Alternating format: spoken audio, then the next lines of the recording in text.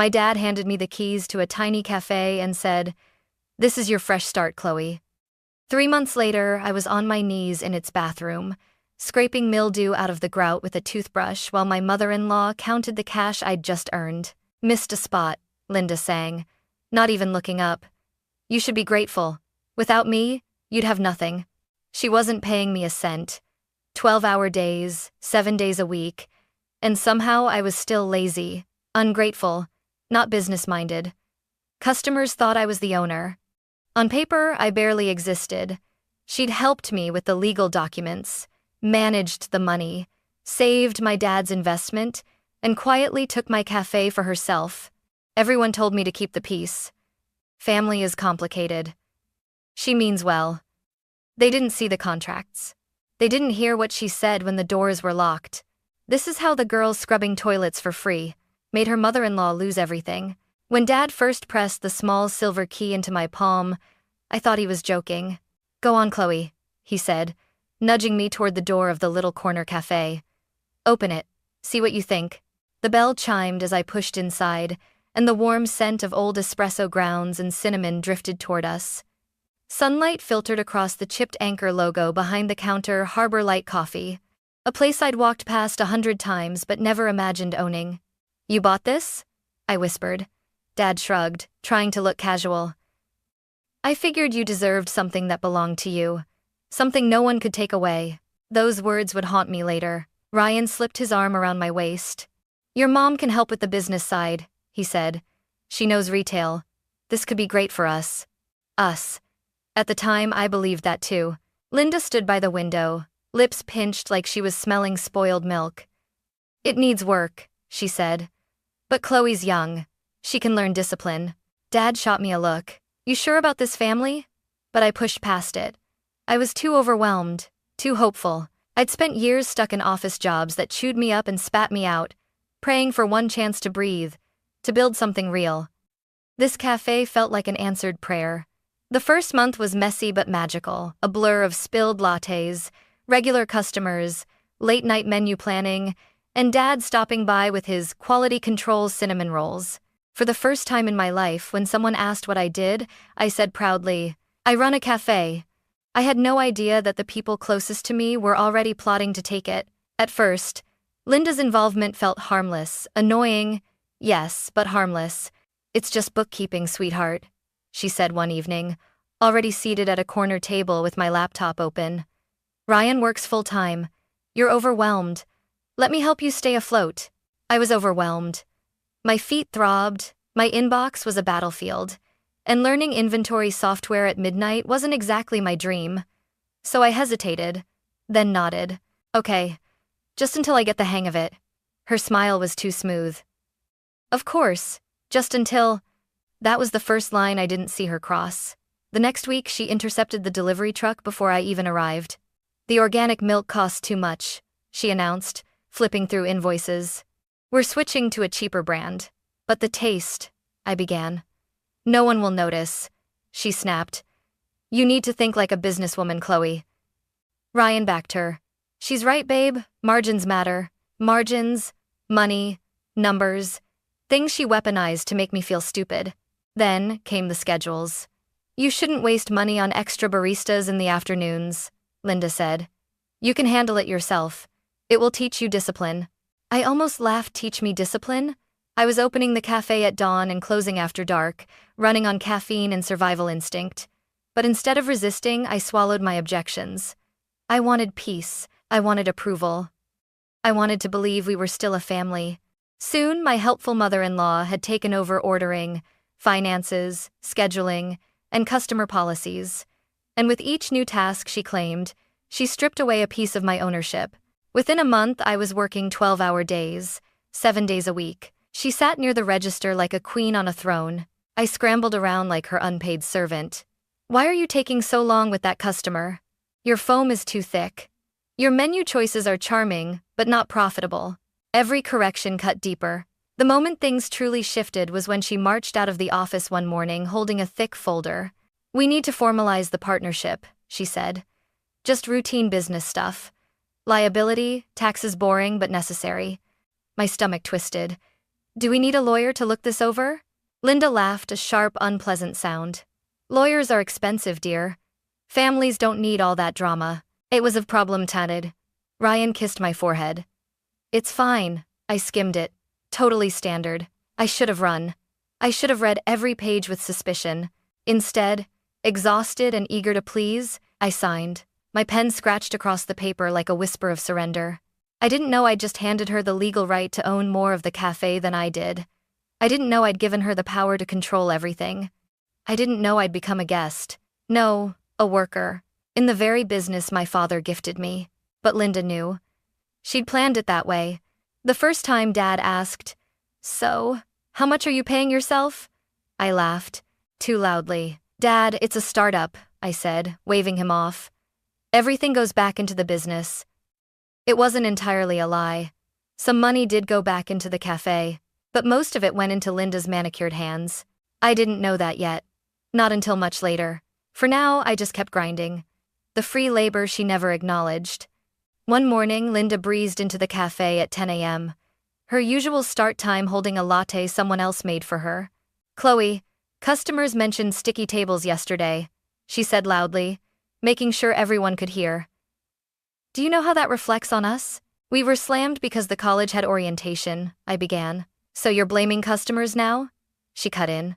I swallowed the anger burning my throat. "No, I'll fix it. Good girl," she said. Every time she called me that good girl, a part of me curled up and died. And she always delivered her insults with this sugary sweetness that made me feel crazy for being hurt. Gaslighting wrapped in a Hallmark card. The review that broke me. The day everything spiraled, someone left a mediocre review. "Decent coffee. Dirty grout in the bathroom, though." That was it. No rant, no profanity. Just a stranger commenting on bathroom grout. Linda printed it, circled the sentence, and slapped it onto the staff bulletin board right above my apron hook. "See?" she said, tapping the paper. "This is why I've been pushing you to try harder." My jaw clenched. "Linda, every cafe gets bad reviews sometimes. Not because of filth," she snapped. "You need to clean with intention. Get the gloves. We're doing the bathroom again." "In the middle of the rush?" I asked. Her eyes hardened. "Do you think humility has a schedule?" So there I was, 30 minutes later, on my knees scrubbing grout while customers ordered drinks 10 feet away. My face burned with humiliation. "This is punishment," I whispered under my breath. Linda crouched beside me, voice soft like poison. "No, honey, this is responsibility. A concept you've struggled with your whole life." I froze. That was the moment something inside me shifted. Not enough to fight back. Not yet. But enough to wonder how far she would go. The contract that made everything make sense. After closing that night, I dragged myself into the office, desperate to understand why she had so much power over every part of the cafe. Why she talked to me like I was an intern, and not the woman who opened the doors every morning. Ryan had left the partnership folder out. I opened it. The truth punched me so hard I grabbed the desk to stay upright. Linda Foster, 51% ownership. Ryan Foster, 24%. Chloe Evans Foster, 25%.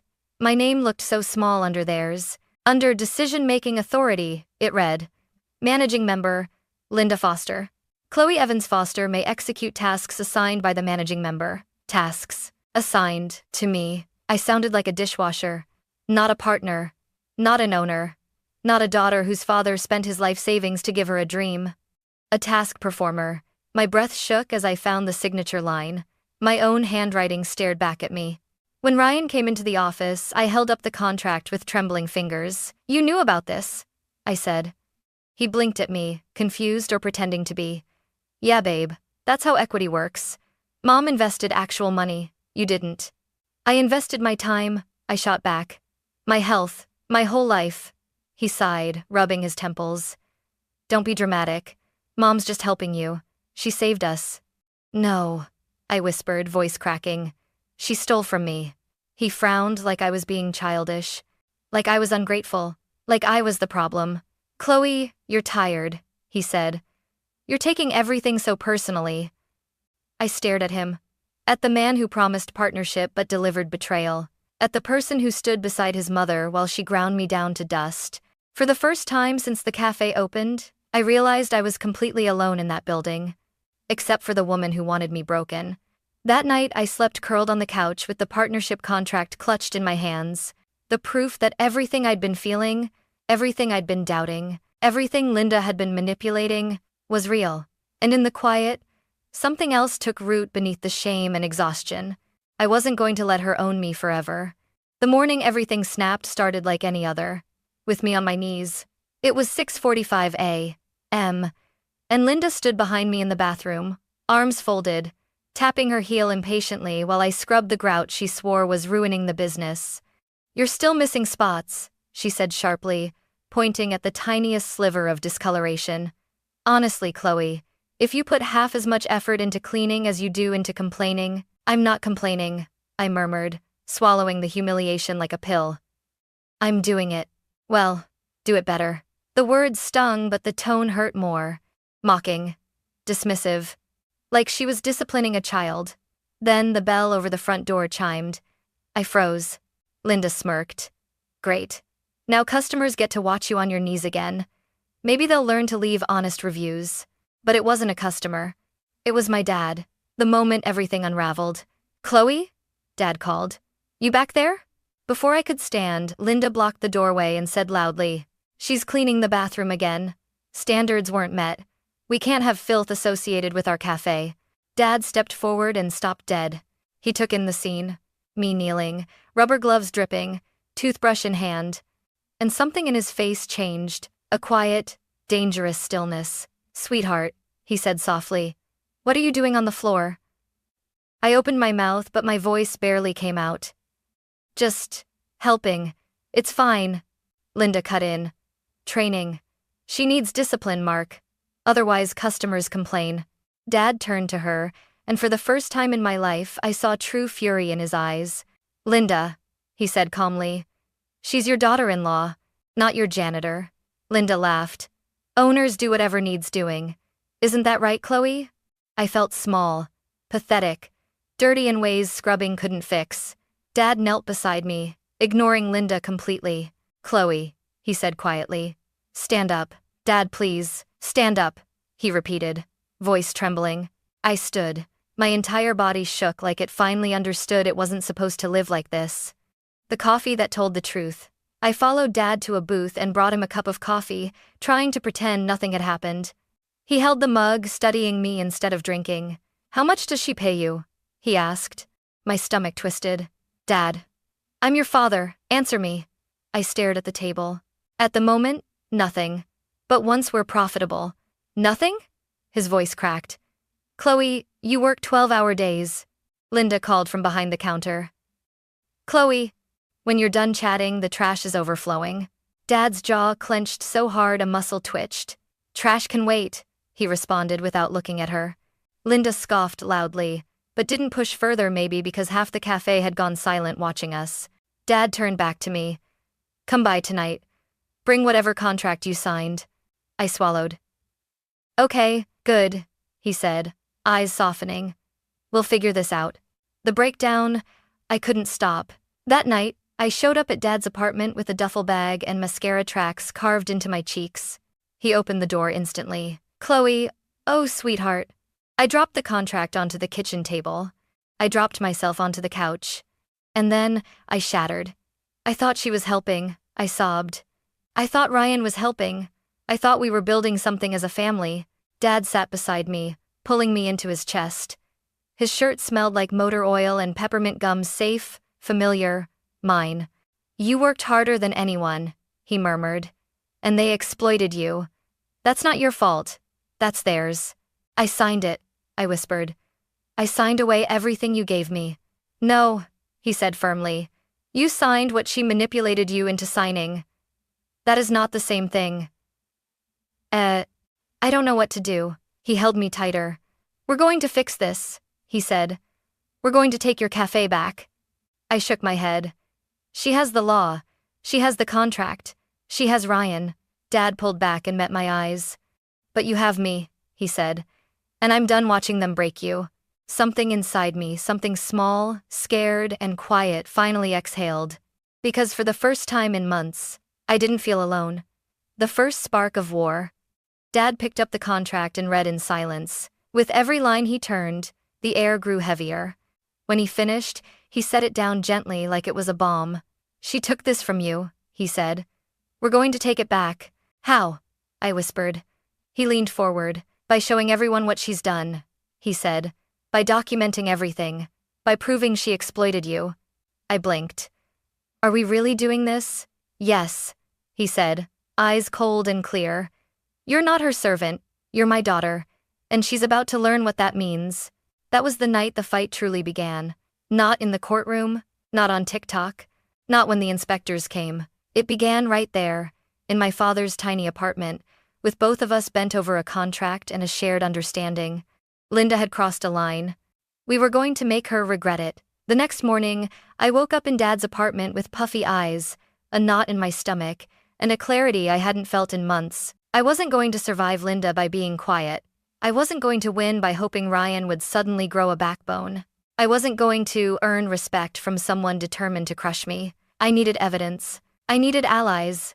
I needed a plan. And Dad, God bless him, was already in the kitchen.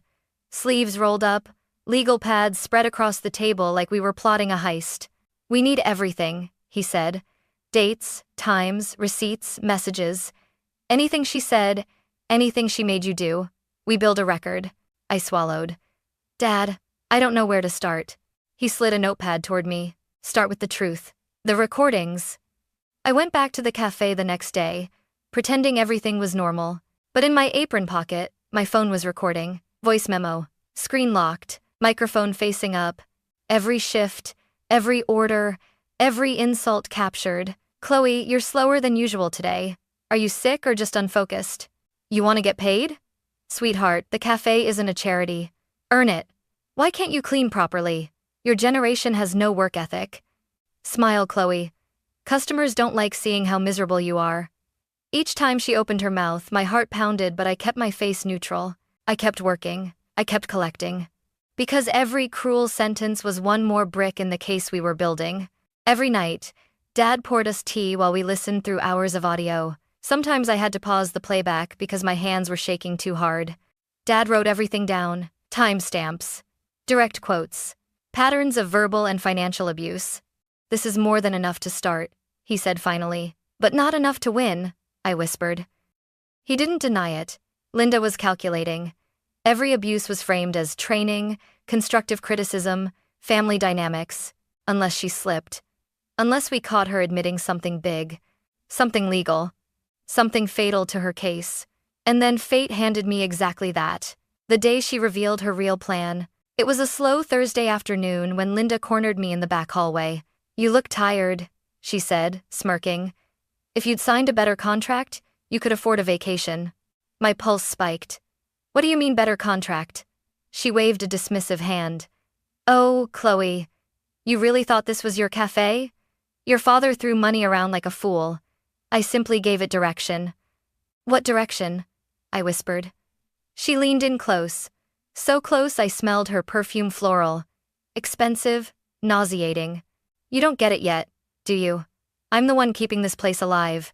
And soon, legally, it will all be mine." My blood turned to ice. "What did you just say?" Linda's smile sharpened. "Your signature is on everything. Not even a judge can undo incompetence." Before I could respond, a customer walked in, and she snapped back into her sugar-sweet persona.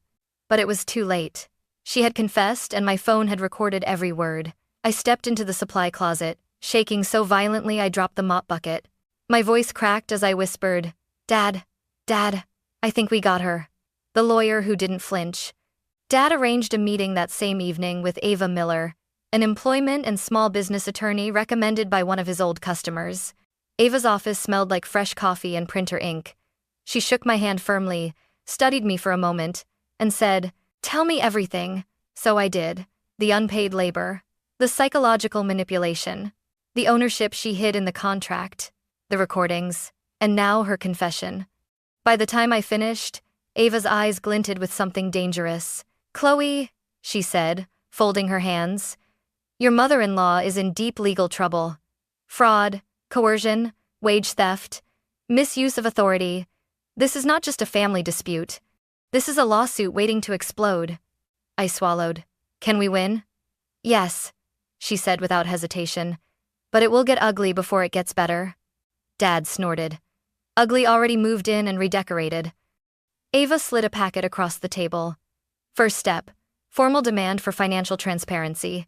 Once Linda panics, and she'll make mistakes. Second, more recordings. Third, gather witnesses. Witnesses? I echoed. Anyone who saw how she treated you, Ava said. Customers, friends, former employees. Anyone who heard her speak to you like you were unpaid labor. Judges like patterns.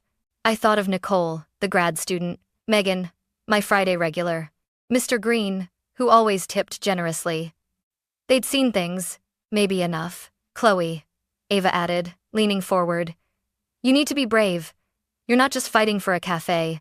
You're fighting for your dignity. Something inside me steadied. I'm ready. The social media spark. The universe must have heard us. The next week, during a slammed lunch rush, Linda snapped at me. Stop whining and get back to the floor. I don't pay you to stand around. Except, she didn't pay me.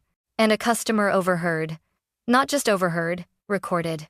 That evening, the video appeared on TikTok. MIL from hell humiliates her daughter-in-law in the cafe she stole from her.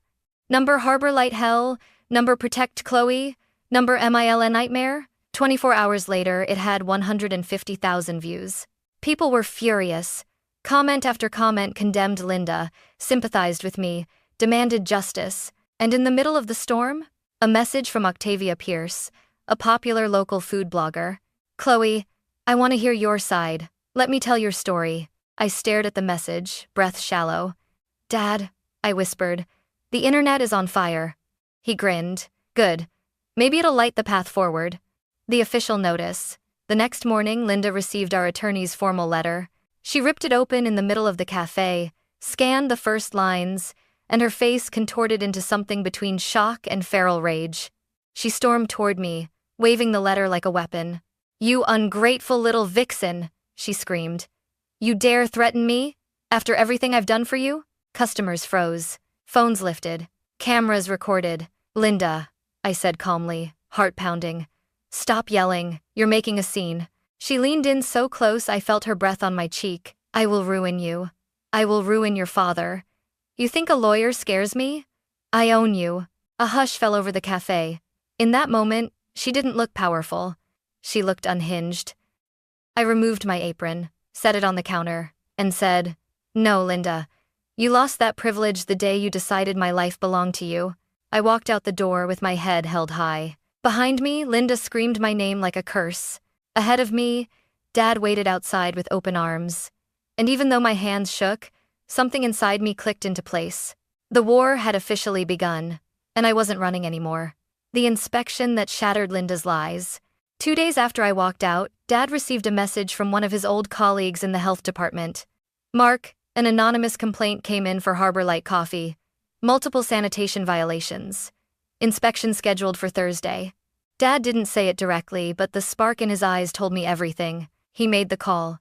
Not out of spite, but because he knew exactly how Linda ran that kitchen. Thursday arrived like a thunderclap. At 10:04 a.m., a white sedan with a government seal pulled up outside the cafe. 2 inspectors stepped out. A woman with a clipboard and a tall man with a temperature gun clipped to his belt. Linda must have seen them through the window, because she burst outside, plastering on a sugary smile. Welcome, what a surprise. We pride ourselves on sanitation. The inspector cut her off. Ma'am, we'll begin in the kitchen. Inside, the inspectors worked systematically.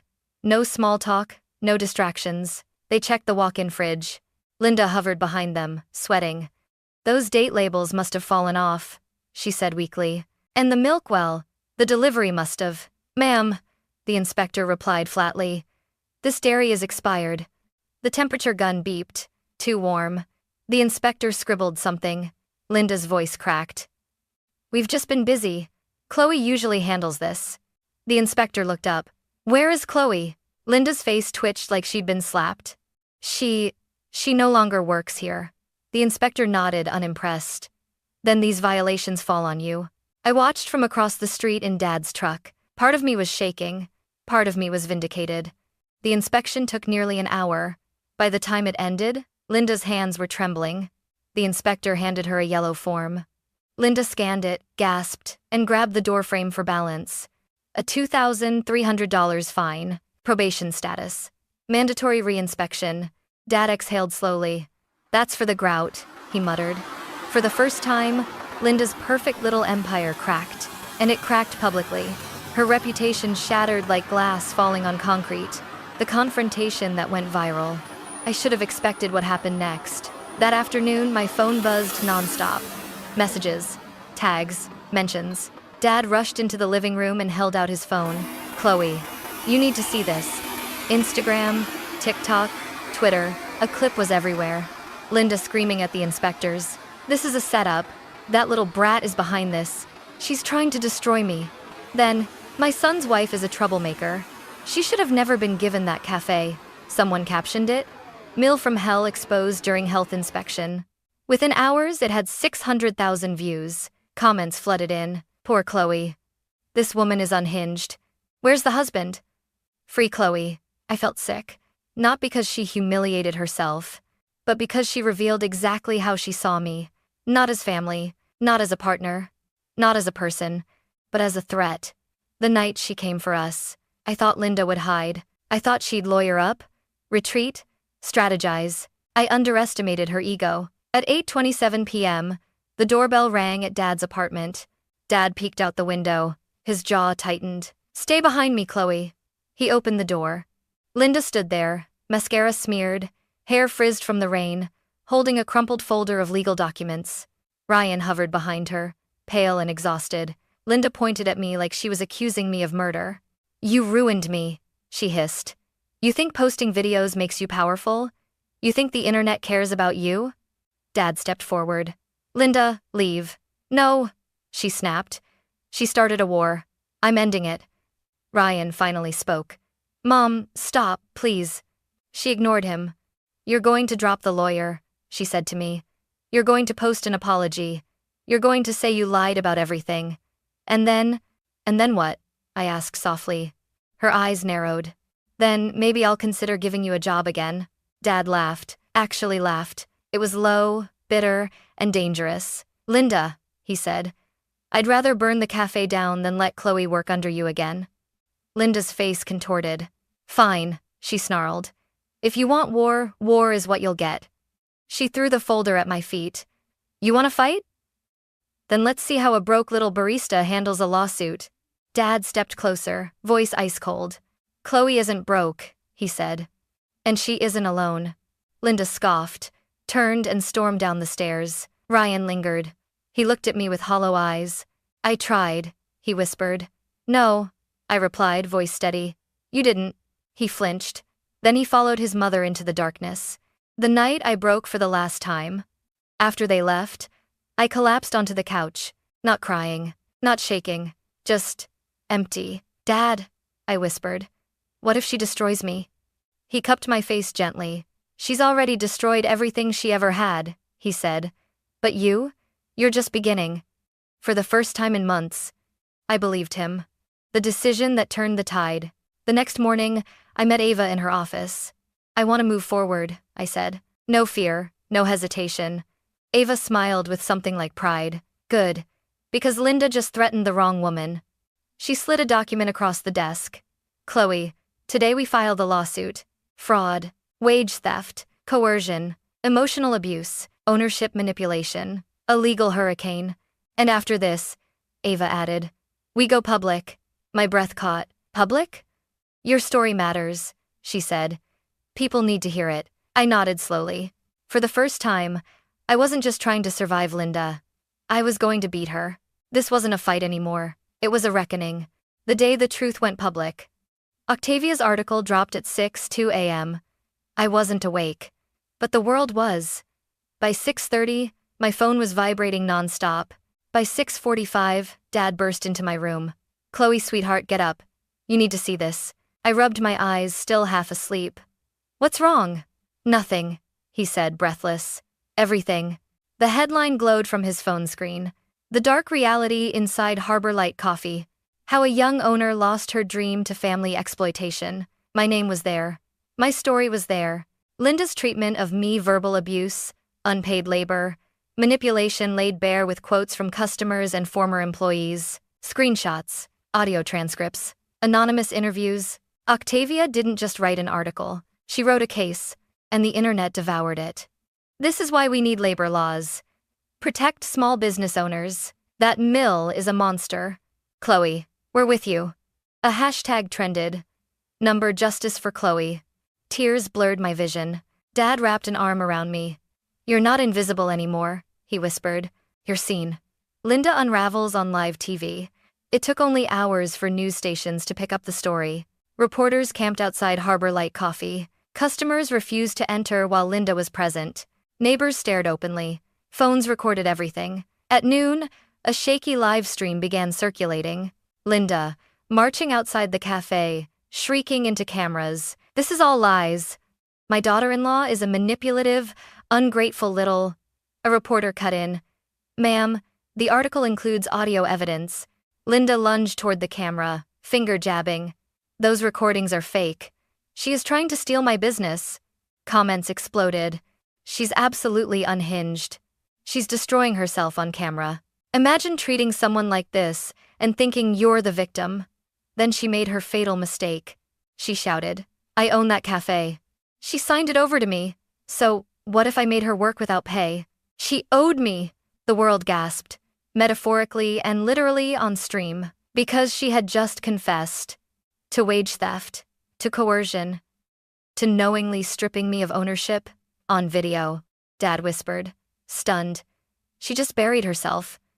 Ava, our attorney, texted, "Download that clip immediately." The betrayal that cut deepest. That afternoon, Ryan called. I stared at the screen. His name blurred. Dad answered for me. "What do you want, Ryan?" "Chloe needs to come home," Ryan said. "This is going too far. My mom she's not okay." Dad's tone turned to stone. "No. Chloe isn't stepping foot into the place where she was abused." Ryan scoffed. "Abused? Oh, come on. You're dramatizing this." I grabbed the phone. "Ryan," I said, my voice trembling with months of pain. "You stood beside her while she broke me. You let her call me worthless. You watched me work until I fainted. You let her steal the cafe from under me. I didn't know."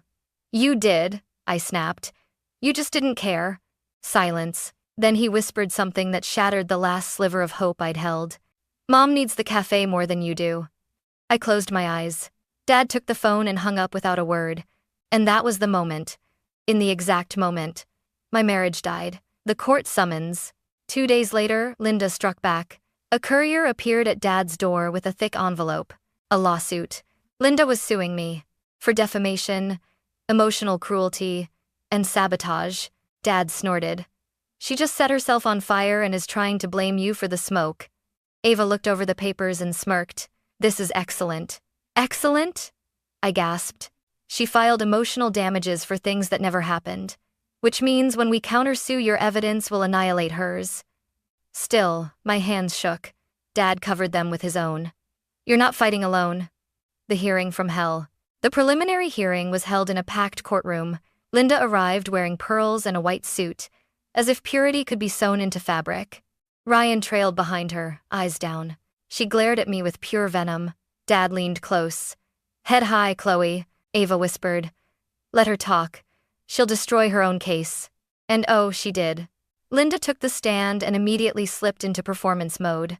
Fake tears, quivering lip, soft, trembling voice. I loved Chloe like a daughter. I only wanted to help her. She was overwhelmed, emotional, fragile. A murmur rippled through the room. Then Ava stood. "Mrs. Foster, can you explain this video?"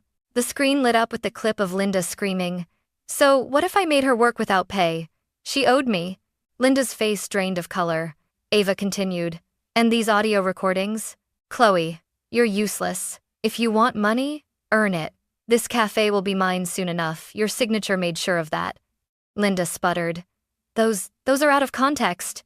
Ava raised a brow. "In what context is wage theft acceptable?" The judge leaned forward. "Mrs. Foster, did you at any point profit from Miss Evans Foster's unpaid labor?" Linda hesitated. That was enough. The moment the judge turned. After reviewing the evidence, the judge made a preliminary ruling.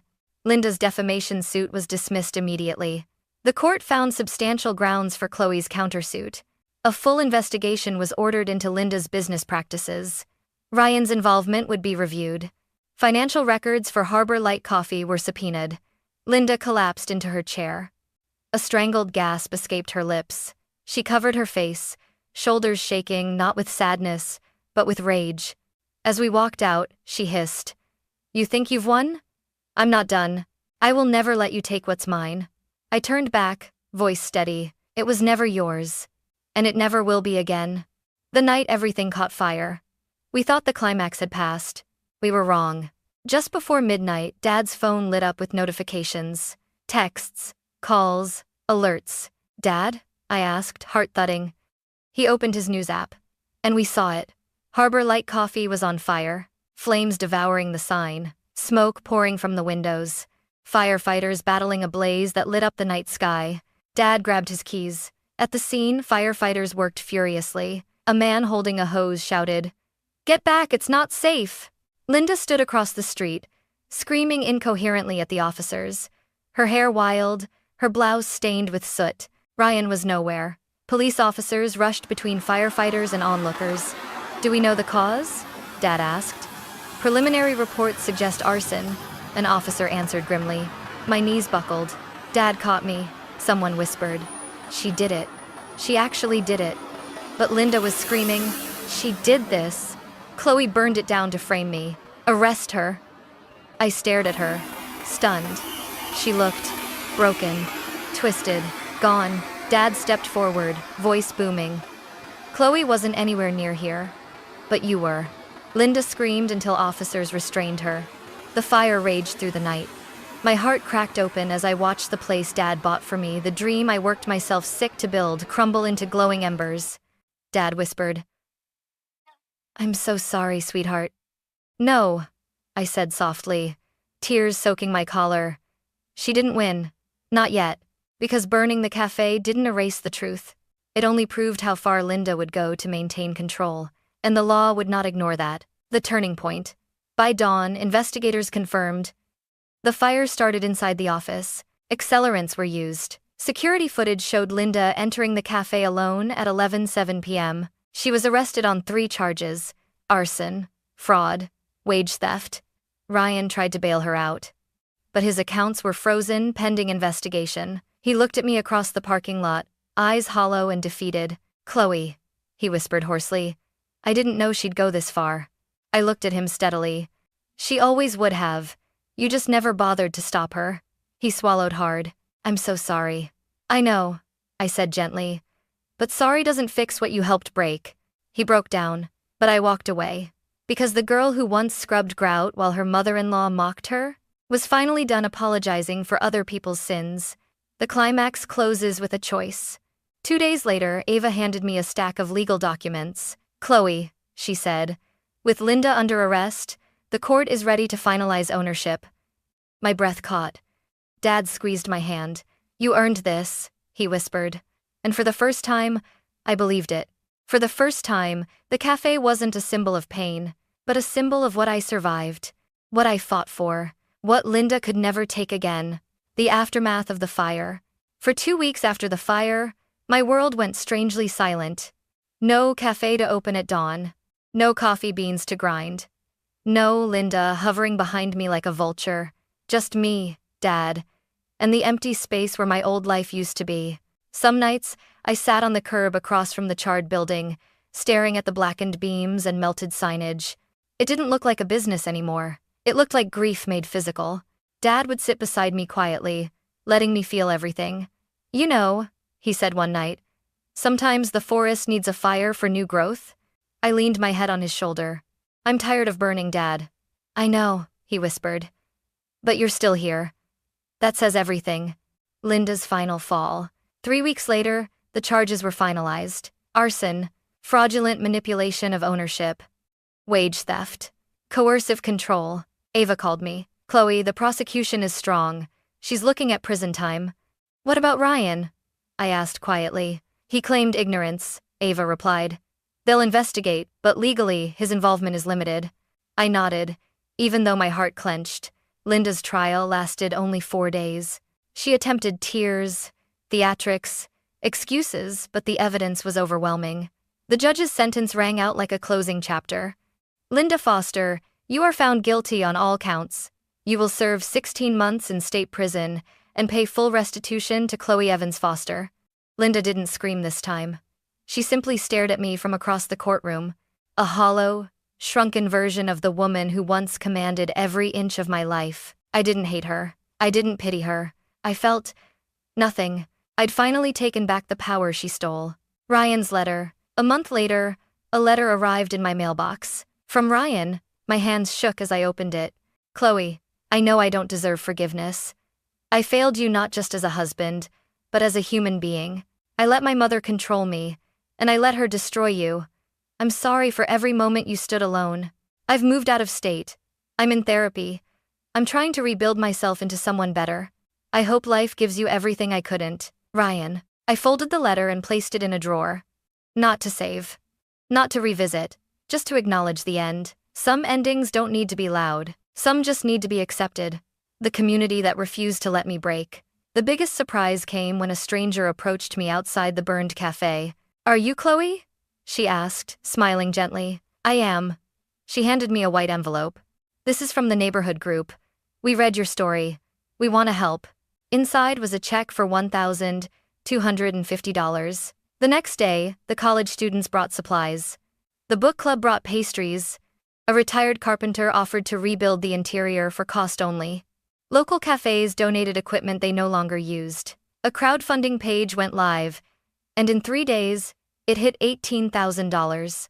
I cried more in those 3 days than in the 6 months before. Not from pain this time.